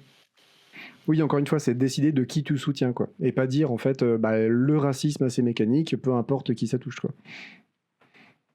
Bah oui. Et le fait de penser l'antisémitisme en dehors, ça fait écho au fait qu'on pense les juifs comme en dehors des peuples racisés. Parce que c'est même un débat. Est-ce que les juifs sont racisés? C'est une question intéressante. Ouais. C'est une question qui est compliquée. Parce que alors, la réalité c'est que ça dépend. C'est que moi vous me voyez là, vous voyez ma gueule, je suis blanche comme un cul, mais je suis quand même juive. Je suis comme les discriminations, mais c'est pas écrit sur ma gueule. Enfin, ça dépend comment je me coiffe, parce que ça dépend comment je m'habille aussi, parce que quand je porte les, bref, quand je porte un chapeau, ça peut être écrit sur ma gueule. J'en ai, je les trouve magnifiques et des fois je les porte, mais là ça se voit beaucoup plus sur ma tête. Ok. Si je ne lisse pas les cheveux, ça se voit que je suis juif. Si je les lisse, ça le. Ils sont racisés à moi, bah oui, mais c'est compliqué. En fait, moi j'aime bien dire que nous les juifs, on est un peu les blancs de Schrödinger. On est blanc ou pas selon comment ça arrange la personne en face. Mhm. Formidable. On est blanc quand il faut nous utiliser pour taper sur d'autres et on n'est pas blanc quand c'est pour nous taper dessus. Et du coup, ce statut un peu Schrödinger, il se retrouve aussi dans la différenciation entre racisme et antisémitisme. Voilà. Ouais, mais c'est intéressant, encore une fois, de penser la question, puis de la penser dans le sens où tu le poses, de dire, mais en fait, qui s'arrange de faire cette séparation, quoi. Effectivement. C'est ça. La question suivante, c'était, est-ce que le sioniste est un... Donc, le sioniste, si c'est un courant de pensée, est-ce qu'on peut être contre ce courant de pensée? Bah, évidemment. Oui, il y a déjà un Moi, peu je dirais même répondu. qu'il faut. Que du coup. Et le truc, c'est que, de toute façon, si c'est un courant de pensée, pourquoi vous ne pourriez pas être contre? Si ce Oui. n'est qu'un courant de pensée. Tous les courants de pensée doivent être discutés. D'ailleurs, il n'y a pas un seul, il y en a eu plusieurs. Entre les différents congrégionnistes, Théo de Herzl, sa ligne à lui, elle n'a pas fait l'unanimité. Il y a des congrégionnistes, parce qu'il y a eu plusieurs sionistes qui n'étaient pas d'accord entre eux, qui sont accordés sur différentes choses, etc. Donc oui, c'est différent.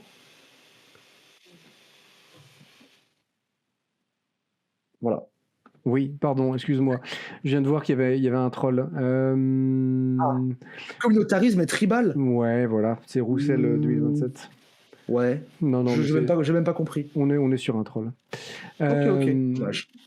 Est-ce que l'existence même d'Israël est compatible avec la paix et l'existence d'un État palestinien? Alors là, on arrive sur des vraies questions. Et d'ailleurs, cette notion, donc qu'on a aussi évoquée de... C'était quoi? C'était l'État binational ou une nation à deux États? Ouais, la solution à deux États, la solution à un État, tout ça. Ouais. Ok. Là, je vais prendre des pincettes. Je t'en prie. Il va y avoir une différence entre ce que moi je pense et ce que pense Sédèque, déjà. Ouais, ok. Il va aussi y avoir une différence entre ce que pensent beaucoup de gens. Personnellement, je ne pense pas que Israël puisse, de quelconque manière que ce soit, puisse subsister de manière pacifique. Personnellement. Ok. Sédèque est pour une solution à deux États ou pour une solution, dans tous les cas, qui va pouvoir mettre fin au génocide. Sédèque est dans l'idée de dire le plus important, fin du génocide, on arrête les massacres. Ouais. Solution à un État, solution à deux États, c'est pas le plus important. Le plus important, c'est on arrête de tuer des enfants par pitié. Moi, ma position personnelle, c'est de dire que Israël est un État qui s'est construit sur la guerre. Israël est un État guerrier. Chaque citoyen est un soldat en puissance. Il y a une conscription obligatoire.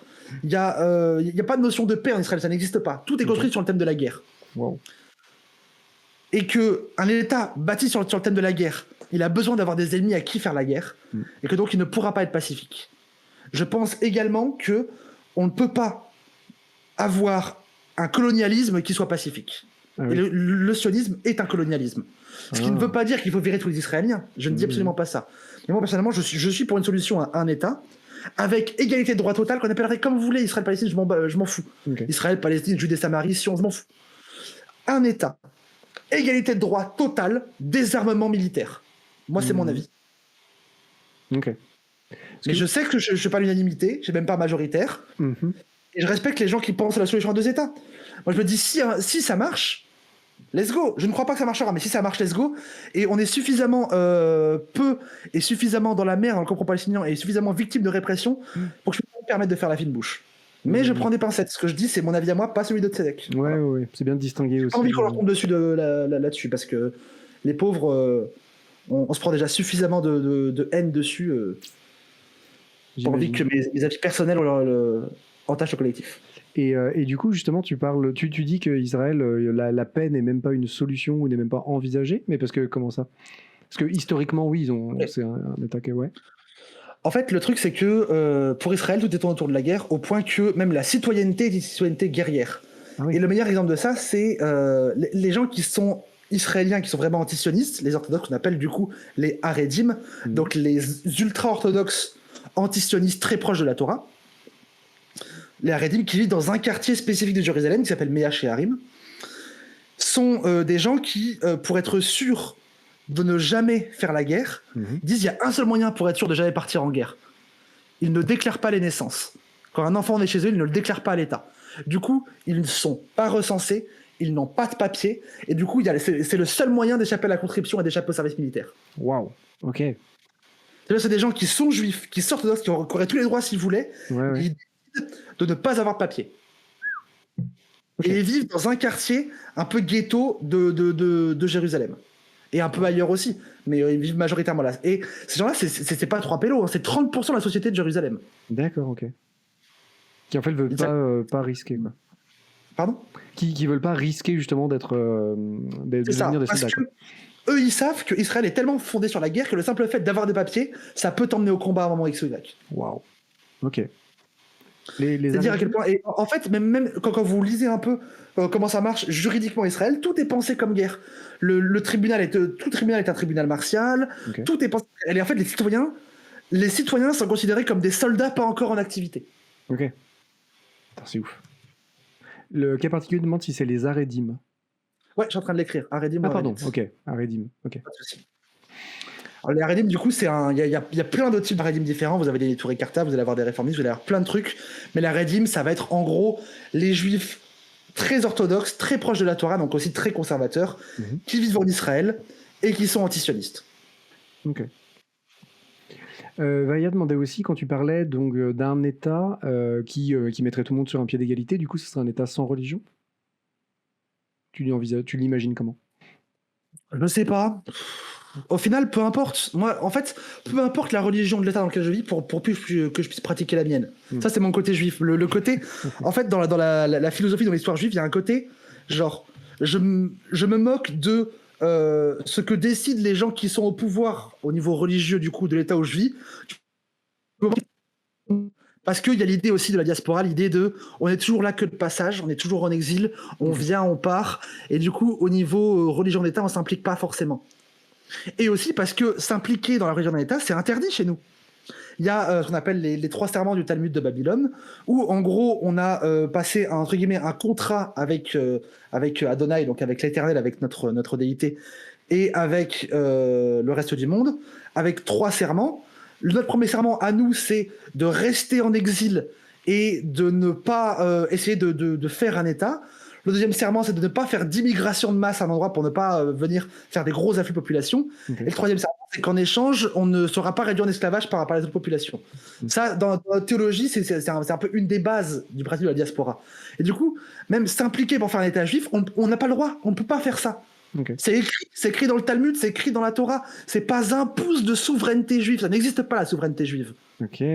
Ouais, c'est ce que tu me disais, c'est que même de base, en fait, c'était par rapport à ça, c'était contre la logique de la même manière. Si ça vous intéresse, cherchez les 3 serments du Talmud de Babylone. Ok. Mais c'est fou, parce que du coup, ça, c'est pas un argument massu contre des gens contre des sionistes et des... Bah, c'est parce que là, beaucoup de sionistes, ils sont pas doués en théologie, parce que beaucoup de sionistes, ils sont pas très religieux. Au final, d'accord. Ça se tient aussi. Mais c'est marrant, parce que, enfin, c'est marrant, entre guillemets, mais quand t'as toutes les réponses, en fait, dans le bouquin de base, c'est un peu dommage, quoi. Les ultra-orthodoxes ne sont pas exemptés en échange d'études religieuses. Alors non, au contraire même. Les ultra-orthodoxes, ils ont leurs propres écoles religieuses, du coup, qui sont non reconnues par l'État, parce qu'elles n'ont pas d'existence légale. Et eux, pour le coup, niveau études religieuses, ils font que ça. Toute la journée, ils prient, ils étudient, Moi, personnellement, je trouve ça admirable. Je comprends qu'il y a des gens que ça saoule un peu. Le gros problème de la solution à 2 États, nous dit Sarix, c'est de se mettre d'accord sur les terres, qui est un gros problème entre Israël et Palestine actuellement. C'est un peu comme dire, pour arrêter de faire la guerre, il faut trouver comment faire la paix. Parce que oui, c'est comment on se répartit ensuite le terrain. Il y a ça, mais même au-delà de ça, c'est que, imaginons, on répartit, ok, on refait le plan de partage de l'ONU, etc. Ok, très bien. Qui est-ce qui va empêcher Israël de recoloniser et de refaire comme il a fait ces 50 dernières années ? Qui a le pouvoir de les empêcher ? Qui a le pouvoir de s'opposer à Israël, sachant qu'il y a les USA derrière niveau militaire ? C'est pour ça que les 2 États, c'est pas possible pour moi aussi. C'est que pour qu'il y ait 2 États, sachant qu'il y en a un des 2 qui a tendance à envahir l'autre, il faut qu'il y ait un rapport de force pour l'empêcher, et on n'a pas ce rapport de force. Alors s'il y a un seul État, il va pas s'envahir lui-même, ça n'a aucun sens. Ouais. Mais dans une logique de cohabitation, tous ensemble, quoi. Bah oui. Égalité de droit, égalité de fait. Mais comme il y avait avant le sionisme, en fait. Comme les juifs, ils avaient accès à la synagogue et au mur des lamentations, et les musulmans, ils pouvaient entrer dans la ville des juifs, et le pire qui arrivait, c'est qu'ils râlaient qu'il n'y avait pas de truc ouvert pour le ramadan. Bon, si un jour le conflit israélo-palestinien, c'était les gens qui râlent parce que c'est pas ouvert pour le ramadan, j'en serais très heureux si ça un jour ce n'est que ça. Tu m'étonnes, de même. Carrément. Qu'est-ce qu'on avait comme autre question ? La question, alors qu'on a eu du mal à comprendre de cas particulier, la création de l'État-nation qui redéfinit, pour moi, l'antisémitisme et l'antisionisme. Mais oui, vous en aviez discuté. Est-ce que tu avais cerné, toi, un petit peu, Écharpe, exactement ? Je crois que ce que la personne cherchait à dire, c'est que cette État-nation-là est un exemple contemporain de création de colonialisme, mais je suis pas sûr. Si c'est ça, je suis plutôt d'accord, mais je suis pas sûr que ce soit ça.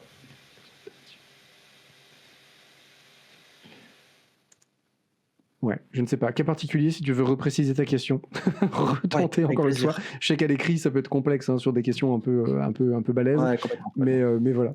Parce que sinon, on avait la question, est-ce que Tsahal et plus largement le gouvernement a conscience de faire la même chose au peuple palestinien que le régime du Reich sur la diaspora juive et effectivement, cette question un peu du retournement, malheureusement, quoi. Ah ça, faut pas leur dire. Oui. Vous vous rappelez que Guillaume Meurice, il a fait une blague sur le fait que Netanyahou était un nazi. Il s'est fait virer de France. Il s'est fait virer. Je sais pas s'il s'est fait virer de France Inter, mais il s'est fait virer de plein de trucs. Il a eu des histoires judiciaires, etc. Enfin, ça a été un tollé pas possible pendant. Il s'est fait chier dessus sur tous les plateaux télé. Alors qu'il a fait une blague où il disait que Netanyahou était un nazi sans prépuce. Je trouvais les blagues pas très très drôles, mais au final, on s'en bat les couilles qu'elles soient drôles ou pas. Le fait est qu'il s'est fait tellement chier dessus pour rien là-dessus que genre faut le soutien quoi. Il a pris un avertissement. Ah my bad. Ok, c'est pas fait virer. Mais faut clairement pas leur dire. Est-ce que Netanyahou égale Hitler ? Je ne pense pas. Netanyahou n'est pas égal à Hitler, je ne pense pas.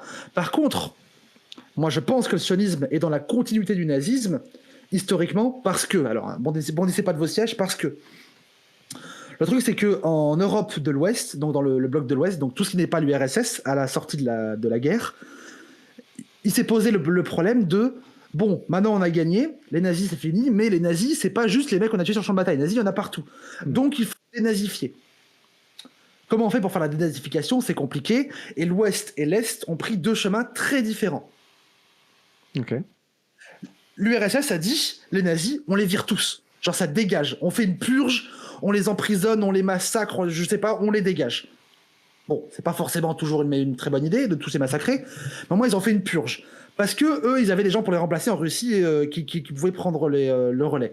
Seulement, la France, l'Angleterre, ça va encore, mais la France, l'Allemagne, etc., ils se disaient, attends, mais si on vire tous les nazis, sachant qu'eux-mêmes, ils ont viré tous leurs concurrents, ça veut dire que on a toute l'Europe à construire parce qu'elle est détruite par la guerre. Ça veut dire que si on vire tous les nazis, on n'a plus d'architectes, on n'a plus d'ingénieurs, on n'a plus de maîtres d'œuvre, on n'a plus d'urbanistes, on n'a plus de tout ça. Donc, c'est la merde un peu. Donc, qu'est-ce qu'on fait ? Il faut qu'on demande de l'aide aux Russes, jamais de la vie, plutôt mourir. Bon bah, du coup on va dénazifier, mais un peu pas trop. Genre un petit peu dénazifié, mais on va mettre quelques grandes têtes d'affiche, mais sinon le reste on va garder de côté. Sauf que ben, pas trop dénazifier et garder les juifs, vraiment ça va finir par se voir. Genre les nazis ils vont rester nazis. Et du coup, face à cette impossibilité, ils se sont dit bah attendez, il y a un petit truc là, que les Anglais ils ont fait qui est sympa, qui s'appelle le sionisme. Du coup, si on enlève la majorité des juifs qu'on a chez nous, qu'on les enlève, du coup, ils vont moins se friter que les anciens nazis qu'on essaie de réhabiliter. Du coup, ça nous permettrait de garder, nous, nos nazis, et peut-être même de les réutiliser, opération Paperclip, etc., pour faire des fusées, pour avoir plus de fusées que les Russes après. Attends, il y a peut-être un coup à jouer. Du coup, ce qu'ils ont fait, c'est qu'ils ont viré le maximum de juifs en Israël, en mode vas-y, c'est bon, dégagez. Pour laisser de la place aux nazis, ils ont fait le choix de garder les nazis plutôt que de garder les juifs. Moi, c'est comme ça que je le vois. Et c'est pour ça que je dis que le sionisme est la continuité de la Shoah. Cette réflexion-là, ou bien des éléments historiques clairs, oui, je vous encourage à regarder sur le fait de vouloir garder les nazis, absolument, je vous encourage à regarder l'opération Paperclip, où ils ont même carrément exfiltré des criminels de guerre pour travailler pour la NASA. Et sur ces idées-là, je pourrais vous retrouver les sources aussi si vous voulez. Ça se trouve. C'est à peu près vers l'époque de la création de l'État d'Israël. C'est un peu après, genre début des années 50. De toute façon, tes sources, on pourra les mettre en description de la rediffusion YouTube. Et puis là, tu disais, si tu voudras les balancer à la fin du stream, bien sûr. Ils auront accès carrément. Comment simplifier, cas particulier, merci beaucoup. Comment peut-on proclamer des terres une nation pour une religion ? En le décidant. Si c'est une très mauvaise idée, à mon sens, faut pas faire ça, mais comment on fait, on le décide. Tout ça, c'est quoi des constructions sociales? C'est que, en fait, toutes les nations ont besoin d'avoir un storytelling, une histoire, une légitimité. C'est que, en Europe, ça va beaucoup être la construction ethnique. C'est que nous sommes d'une nation. En France, nous sommes une nation qui est une nation ethnique basée sur les Gaulois, par exemple. Les Gaulois, les Francs, Clovis, Charlemagne, tout ça. Comment ils ont fait en Allemagne, eux ils sont basés sur le truc des Saxons, beaucoup. En Pologne ils sont basés sur les Polacs, du coup. Plus au Moyen-Orient, eux ils ont une construction qui est plus basée sur l'islam, sur la théologie. En Amérique du Sud, ça va plus être basé sur la chrétienté et le colonialisme chrétien, parce qu'avant il n'y avait pas vraiment de nation. Et du coup, en fait, à chaque fois, il faut trouver un narratif, une raison pour laquelle cette nation existe. Pourquoi est-ce qu'elle est différente des autres? Et du coup, pour Israël, c'était le sionisme. Pour nous, c'est le fait qu'on soit blanc et qu'on soit descendant des Gaulois. Pour, je sais pas moi, pour le Luxembourg, c'est les avantages fiscaux. Pour la Belgique, ça va être autre chose. Et en fait, c'est une décision. Et ça change à travers le temps. Le truc de nos ancêtres les Gaulois, ça date de la Renaissance. Avant ça, en France, les rois de France, ils considéraient qu'ils étaient descendants des Troyens. Donc d'une lignée de rois grecs perdus, machin. Donc ça se décide en fait. Mais t'as toujours besoin de quelque chose. Parce qu'une nation, tu peux pas juste la créer comme ça. Il faut un narratif. Oui. Aline nous dit qu'elle nous invite à voir le boulot de déconstruction du storytelling français sur les contes de Yann Toucourt et Nota Bene. Oui, parce que qui est-ce qui parlait justement de nos ancêtres les Gaulois, comme tu l'as dit? Schroutmaster, nos ancêtres les Gaulois et aussi le massacre des protestants. Mais... Ouais, voilà, aussi, par exemple. Complètement. C'est des éléments qui construisent un roman national. Et moi, je suis pas contre d'avoir un roman national en soi. Je considère qu'il en faut, qu'on en a besoin. Mais après, qu'est-ce qu'on met dedans, quoi? Ouais. Puis le truc des communistes de prolétaires de tous les pays, la classe ouvrière internationale, c'est un roman aussi. C'est un storytelling. On a besoin de ça. Ce que tu veux dire. Pour le côté, pour s'unifier. Bien sûr. Pour donner du sens à ce qu'on fait. Et moi, je trouve que ça rejoint un truc très spirituel. C'est un truc aussi que j'essaie de pousser. Je dis souvent aux gauchos, arrêtez de vous fâcher avec la religion parce que, en fait, c'est juste des gens qui ont une spiritualité que vous ne comprenez pas. Vous avez une spiritualité gauchiste. La spiritualité gauchiste, c'est l'idée de tous ensemble unissons-nous dans tous les pays. Ça peut être l'idée de l'humanisme, c'est une spiritualité aussi. C'est un truc qui nous dépasse, qui crée du sens, qui donne une raison pour laquelle vivre, pour laquelle se battre. Un truc qui ira plus loin, qu'on va transmettre, qui donne le sourire, qui galvanise, qui donne des frissons. Tout ça, c'est de la spiritualité. T'en as toujours besoin. Je vois ce que tu veux dire sur le côté. À la fois, ça reste une spiritualité et des croyances, entre guillemets. Bien sûr, et c'est pas grave, c'est pas négatif, c'est même chouette. C'est marrant, on en a discuté il n'y a pas longtemps justement sur le stream du côté croyance, parce que c'est parfois même utilisé pour décrédibiliser, dire vos croyances de gauche, en mode ça n'existe pas et ça n'est pas réel, alors qu'en fait c'est potentiellement des idéals vers lesquels tu as envie de tendre, quoi. Et qui peuvent être très concrets et tout à fait réalistes. Maintenant. Du coup, qu'est-ce qu'on avait encore comme question? Alors, je crois que pareil, on y avait un peu répondu avec la question du racisme. Est-ce qu'on pourrait comparer l'anti-judaïsme à l'islamophobie et en parallèle l'antisémitisme à la haine des Arabes? Je pense que c'est une erreur de ne pas le faire. Ouais. Je pense que non seulement on peut, mais on doit. Parce que c'est les mêmes mécaniques. Parce que c'est Frantz Fanon qui est un grand intellectuel décolonial. Lisez Frantz Fanon si vous pouvez, je vous en conjure, c'est incroyable. Déjà, c'est super basé. C'est hyper contemporain alors que ça a été écrit il y a je sais pas combien de temps. C'est hyper poétique, c'est magnifique. Et Frantz Fanon disait, en parlant justement aux Noirs et aux Arabes, à l'époque, il disait « Tendez l'oreille, quand on parle des Juifs, on parle de vous. » Et c'est ce qui s'est passé. La haine envers les Juifs s'est déportée vers les musulmans maintenant. Mais tout ce qu'on dit sur les musulmans actuellement, on le disait sur les Juifs avant. Il y a 100 ans, on disait ça sur les Juifs. Les mêmes choses. Le truc qu'ils veulent pas faire corps avec les républiques, ils sont séparatistes. Un des principaux arguments dans les années 30, c'était que les Juifs, ils sont cachés, ils n'ont pas voulu faire la Première Guerre mondiale. Les chiffres qui montrent que c'est faux. Et l'idée de oui, ils sont séparatistes, ils veulent pas s'intégrer, ils sont en takia. La fourberie juive. En fait, tout ça, ça se retrouve. Parce que c'est la même race sémite. En fait... Le colonialisme et la blanchité coloniale, elle est feignante. Elle se dit, attends, j'ai tout un processus qui a hyper bien marché pour quasiment buter tous les juifs. Là, eux, ils m'emmerdent, je vais prendre le même et je vais l'appliquer. Pourquoi je m'embêterais? On change pas une équipe qui gagne. Donc oui, il faut mettre en relation les deux. Il faut pas différencier. Parce que c'est la même chose. Parce que croyez pas que quand ils auront fini de virer tous les Arabes, croyez pas qu'ils vont rester pro-feu pendant super longtemps. Non. Ils sont pas pour nous les islamophobes. Ils nous aiment pas nous les juifs. Hein. Vous inquiétez pas. Hein. D'ailleurs, assez vite quand on gratte un peu le vernis, ça se voit. La police, elle est pas pro-juive non plus. Hein. Il y a d'ailleurs, par exemple, il y a des tribus juives, enfin il y a des mouvements juifs plutôt, pardon, où les femmes portent un voile. Bien que les hommes portent la kippa et les femmes portent un voile ou des perruques. Beaucoup des perruques d'ailleurs, ça se fait chez les Hasidiques. Il y a eu beaucoup de scandales où les filles qui voient ça, ils leur arrachent leur perruque comme ils arrachent le voile des musulmanes. Les juifs, ils mangent pas de porc. Nous, on mange pas de porc, on mange cachère. T'inquiète qu'ils essaient de nous faire bouffer des lardons quand même. C'est pareil, on est ensemble en fait. C'est juifs, musulmans, on en est. C'est Ouria qui disait les frères sémites. Je suis pas fan de tout ce que dit Ouria, mais c'est celle sur là, je l'aime bien. on est ensemble, on doit être unis ensemble contre le colonialisme. Je vais pas dire contre les blancs, c'est pas vrai. C'est plus compliqué que ça. Mais contre le colonialisme. Il faut qu'on le soit. Et c'est pour ça que les juifs arrêtaient d'être islamophobes par pitié et les arabes arrêtaient d'être antisémites pour ce qu'ils sont. Par pitié. Parce qu'en fait, on a tout à perdre à se séparer.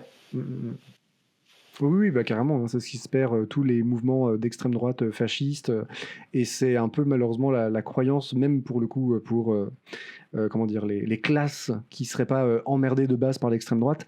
C'est pareil, l'extrême droite ne joue pas pour les précaires. Donc en fait, ils vont aller chercher au fur et à mesure, ils vont virer les Arabes, ensuite ils vont aller faire chier les Juifs, ensuite et les prolos et ainsi de suite, quoi.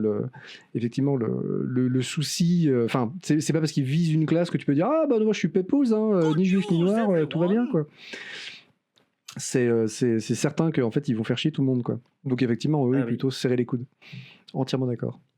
Slimane et Salomon, c'est très proche, comme disait Rabbi Jacob, tout à fait. Ok. Qu'est-ce qu'on avait encore comme question? On a encore un petit paquet. Donc le parallèle, est-ce qu'à chaque fois que la religion a été instrumentalisée pour stigmatiser des communautés, ça n'aurait pas toujours été du racisme, mais dans le prisme pseudo-scientifique? Je crois qu'on y a effectivement quasiment répondu à celle-ci. C'est un peu anachronique, parce que la religion instrumentalisée pour faire des dingueries, ça date d'avant le racisme scientifique. Les croisades, c'était déjà ça, le racisme scientifique n'existait pas encore. Oui. Oui, puisque tu parlais pour le coup des origines même de la haine des Juifs, qu'on retrouve depuis... malheureusement. Depuis Pharaon. Depuis 5000 ans.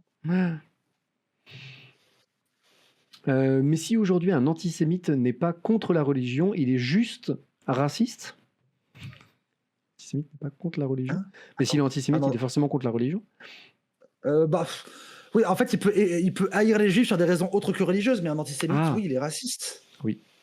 Oui, en fait, oui, c'est que, en fait, il va pas y avoir de haine, va moins y avoir de haine des juifs sur le côté religieux. C'est pas genre je hais les juifs parce que il faut une circoncision et que ils prient le samedi au lieu du dimanche. Ça existe moins, tu vois. Ce serait bizarre, effectivement.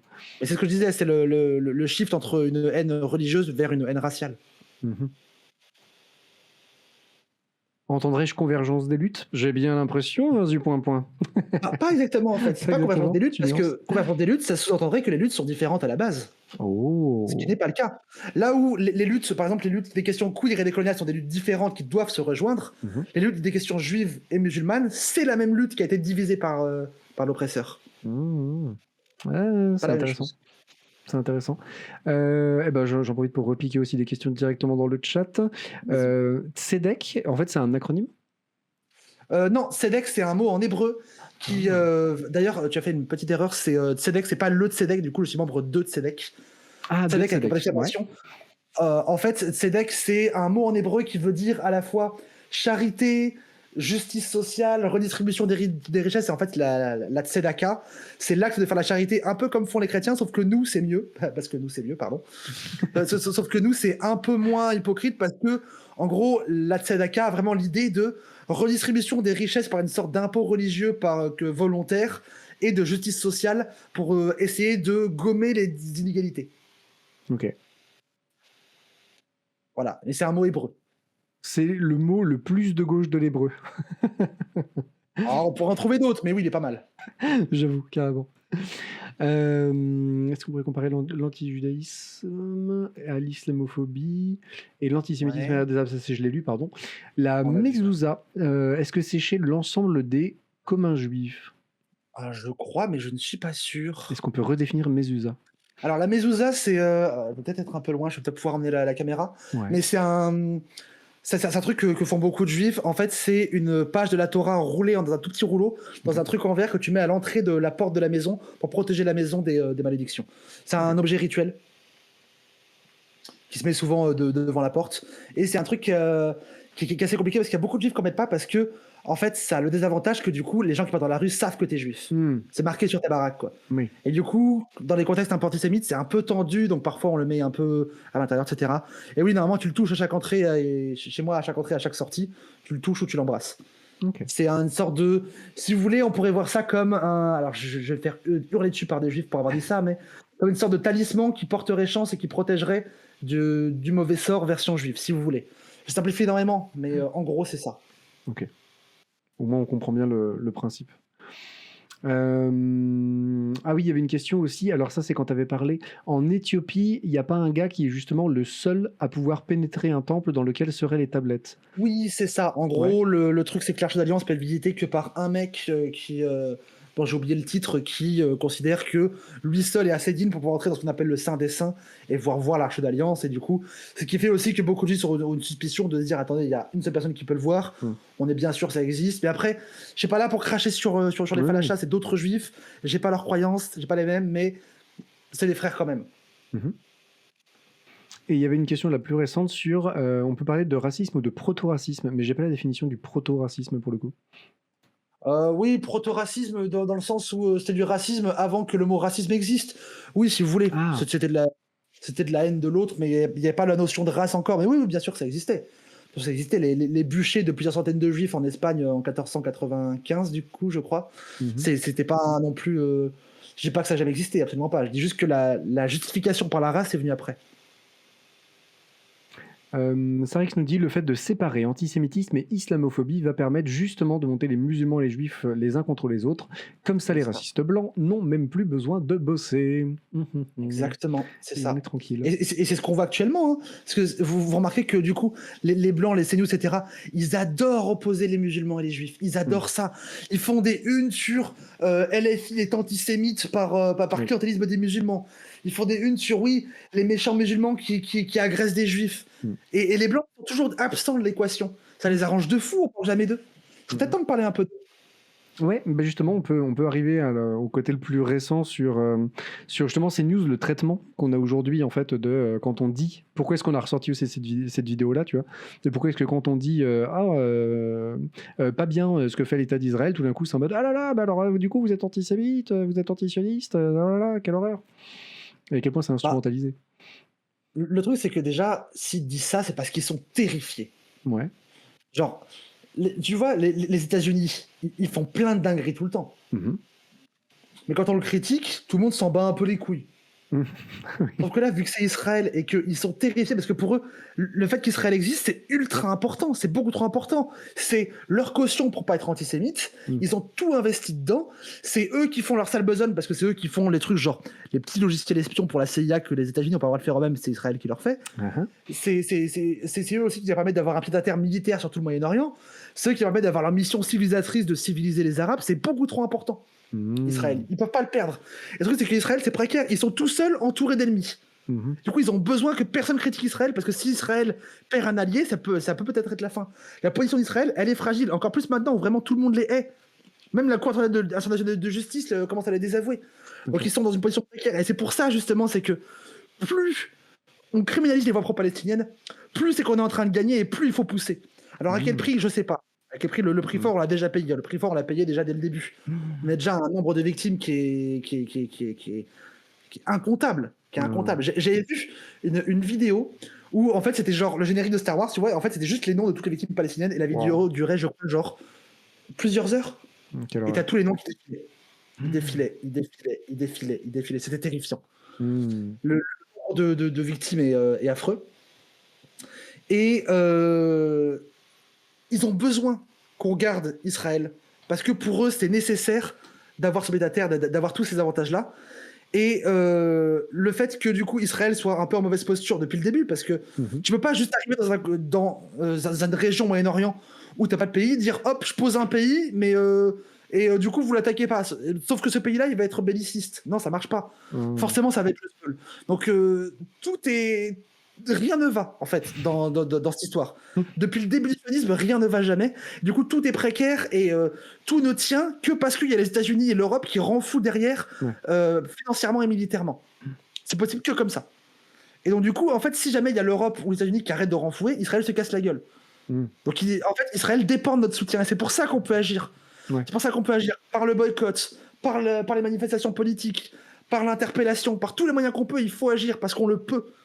Ça peut paraître déprimant de se dire, je vois toute la journée, moi j'ai eu des phases comme ça aussi, je scrolle toute la journée, je vois des images affreuses, des immeubles qui s'effondrent, des enfants qui meurent, des gens pas soignés, qui meurent de mort évitable, des gens qui essaient de boire dans les flaques tellement ils ont soif, il y a des choses affreuses à voir. Et du coup, on perd la foi, on se dit, mais je peux rien faire. Sauf que si on peut, et si nous tape dessus, c'est parce qu'on peut faire, justement. L'action de McDo et Starbucks, elle a baissé de 30% depuis le début du boycott. Vous vous rendez pas compte, à leur échelle, 30%, le nombre de milliards de dollars que ça fait. Non. Il y a des... McDo, pour essayer de reconquérir les musulmans, ils sortent des menus ramadan maintenant. Ils sortent des menus avec des filets aux fiches moins chers après la fin du ramadan. Ils ont fait ça, tellement ils sont désespérés. Carrefour, quasiment tous les carrefours au Koweït, il y a des vidéos en accéléré où on voit que le carrefour au Koweït, il ouvre le matin, il ferme le soir, il n'y a pas eu un seul client qui est rentré dedans tellement le boycott est fort. Ok, impressionnant. Enfin, des énormes coups. Il y a plein de marques qui se retirent, genre Puma, ils ont arrêté de subventionner Israël, il y a plein de marques qui se retirent. Le boycott, ça marche, continuez. Les interpellations, ça marche. Il y a l'Espagne et le Portugal qui commencent à renvoyer des fonds à la branche militaire de l'ONU pour essayer de calmer un peu le génocide, de redonner à bouffer aux Palestiniens. Ça marche. On arrive à avoir des victoires. Il ne faut pas lâcher. Il ne faut pas se laisser décourager. C'est très dur, mais il ne faut pas se laisser décourager. Waouh. Eh ben, franchement, j'ai presque envie de conclure là-dessus. J'avoue. Parce que j'adore le message, carrément.